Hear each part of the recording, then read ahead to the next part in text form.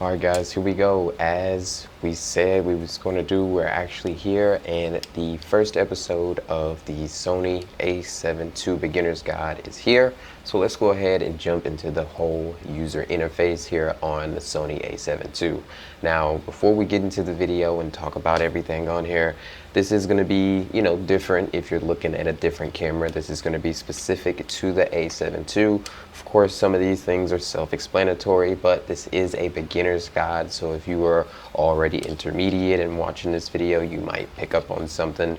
But this is tailored toward the guys that are getting this camera for the first time and don't know what any of these dials and or buttons do here on the camera. So let's go ahead and get into the user interface on the Sony A7II. Alright guys, so we are actually here on our overhead rig. We're going to be actually talking about the user interface here on the Sony A7II. So I'm guessing, let's start with the most boring side, I guess you can say. And that's going to be the interface side. This is going to have everything that you're going to be looking at to plug into your camera. So you got a microphone spot at top. This microphone port also, supplies power. So if you're have like a Rode mic, you can just plug it in there and it can be powered from this port as well. And then you also have a headphone jack in there on this side. So we're gonna go back to this little far back area, and here you're gonna have your USB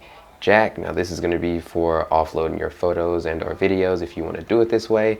And you also have an HDMI area here, but it is a micro HDMI, so it isn't as good as having a regular full-size HDMI. And also with the USB port, I forgot to add, you can charge the camera through that port. So that's actually going to be it on the port side of the camera. So really not too much going on right there. As you can see here, we're going to go in over the back. On the left side, you do have your menu button. This is going to take you to, your menus to be able to, change settings and stuff like that. Go ahead and clean my screen off because I know a lot of you guys are going to be like, oh, my screen is so dirty. Anyways, on the other side from that, you do have a C3 button. Now, this is a customizable button. You're actually able to customize this to just about anything in the camera. We will go over that once we get further on and actually get into the camera. We're just looking at the outside of the camera here. So you have basically like a rocker here. You got a autofocus, manual focus if it's in the up position and you click it. It has a button in there as well, and if you go down to the AL and then click it, it's going to do that actual function. Above that, this is going to actually be your shutter button. So if you change this left and or right, well, and vice versa, right, left, this is going to be changing your shutter on your camera. So if you want to shoot a little faster and or slower, you can do it using this dial. Let's go ahead and go down here. You got the FN button, and next to that you also have, looks like a cell phone with an arrow on it. That's basically when you're reviewing photos. If you click that, you can basically send a photo and or video if it's in the right format to your actual cell phone using the Creators app. And the FN button actually gets you into the function menu on the camera. So it's actually able to, do a little bit more when using that button. So that button is really important when you're actually, jacking around and functioning with the camera. So as you can see, we do have a scroll dial here, which, you can scroll left or right. And if you click up on here, you actually have the display, and these are default. So display out of the box is going to be, your display. Clicking up, you're going to be able to change the display items, the things that pop up on the display. And on the right, you have your ISO. So if you hit that, you're going to be able to then use this actual rocker to actually scroll through the ISO range.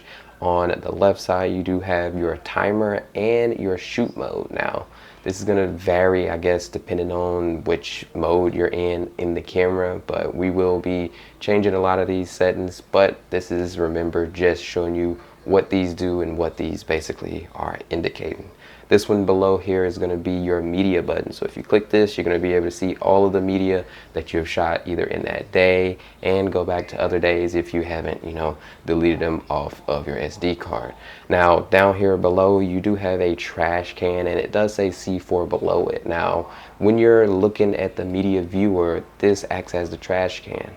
When you're doing anything else, this is going to act as the C4 button. So this has multi-use here. So you're actually able to have it as a custom button all the time. And when you're looking to, delete something, maybe you had a bad shot, you just want to get it out of there. When you're viewing with the actual media viewer button, this button is going to always be the trash can button, so you can be able to delete photos. All right, so let's go ahead and go to the top part of the camera. So of course, this is a Hotshoe. This is a multi-interface shoe, so you're actually able to put in attachments here.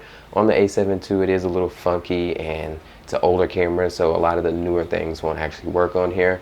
You do have a mode dial. I always keep mine in manual, but you also have shutter priority, aperture priority, and I believe the programmable auto is the P on there, and then you have auto. Everything is auto. It actually was a little rusty coming out of that M because I keep it in there. You also have the 1 and 2 button here on your camera, and that's basically going to be like a memory mode. And then to get into movie mode on your A7II, you're actually going to have to actually use this mode dial to get over to it. So once you get over into movie mode, depending on what you have set in there, it's going to basically pick up from where you left off at. But I usually use manual, like I say, and when I'm using the video, I usually switch it over to video mode. Up to the right of these, you also have, your C2 and C1 button. This camera only has basically like 4 customizable buttons. You got your C1, C2, then you got your C3 back here. And remember that trash can was our C4.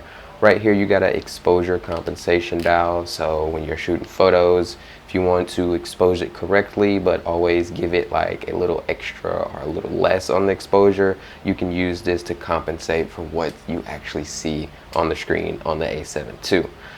Of course, you have your shutter release button. This is also going to double as your on and off switch.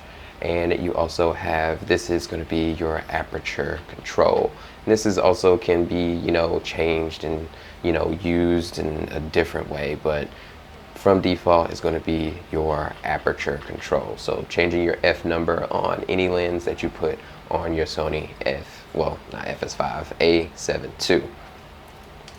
All right, so we're going to go over here to the, I guess you can say, it's just another board inside of the camera. You only have your SD card slot here. We are only blessed with one here on the Sony A7II, so that's all you're gonna get. And this camera does support NFC, and it does have Wi-Fi, so you can actually, change and, transfer those photos from your camera to your actual smartphone. And of course, the ugly dedicated record button is going to be right here on the side, but we're going to be changing that in the settings later on in the beginner's guide, so we don't have to use that to actually activate the movie mode here on the Sony A7II. And of course, here on the bottom of the camera, we do have our mount, our 1/4-20 mount here, and this is so you can put it on tripods and everything. And then you also have your battery door. This is just gonna have your one battery that you can put here in the Sony A7II, and we will be looking at how to remove that door later on in the series. Of course, on the front of your camera, if you're looking at it like this, you're gonna have your lens release button right here, and you do have your lens cap. Now this is going to protect your 24 megapixel sensor, and of course this very nice metallic aluminum, I don't know what you want to call it, it looks really good, and don't touch the sensor, but that thing around there is of course going to be your lens mount. This is going to be an indicator if you have the IR reader thingy thing on. I don't necessarily use it. Like I say, we will be, going over how to set it up to where it's not annoying to use your camera, and it's actually going to be a joyous operation. Anyways, that's going to actually be it, guys. Hope you are enjoying so far. This is episode number 1 on the Sony A7II beginner's guide. Of course, here I forgot to add, this here is the diopter, so if you have glasses and look down in the viewfinder, it will, you'll be able to adjust according to, what you are, either nearsighted or farsighted. That's going to be basically what that is. So that's going to be it here on the Sony A7II. Make sure you guys are sticking around. If you are beginners, make sure you are hitting that subscribe button, hit that like button, and also leaving comments down below on what you guys want to see next. Anyways, this is me, your boy Christian. This has been episode 1 of the Sony A7II Beginner's Guide. the user interface.